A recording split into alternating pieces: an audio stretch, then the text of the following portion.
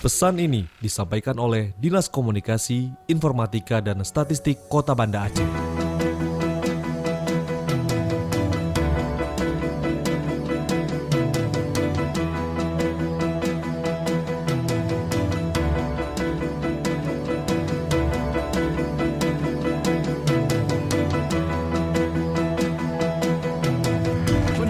Sesaat lagi kita dengarkan Banda Aceh Traffic Update. Banda Aceh Traffic Update. Banda Aceh Traffic Update dipersembahkan oleh Dinas Komunikasi, Informatika, dan Statistik Kota Banda Aceh.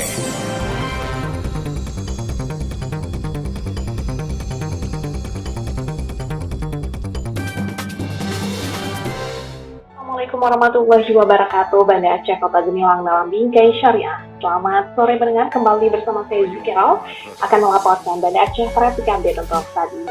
Informasi ini dipersembahkan oleh Dinas Komunikasi, Informatika, dan Statistik Kota Banda yang disiarkan serentak di 10 radio. Baik pendengar, langsung saja kita memantau kondisi arus lalu lintas untuk saat ini tepat pada pukul 17.32 waktu Indonesia Barat. Dan langsung saja kali ini saya akan mengawali pantauan arus lalu lintas dari kawasan Simpang PDAM Aprit.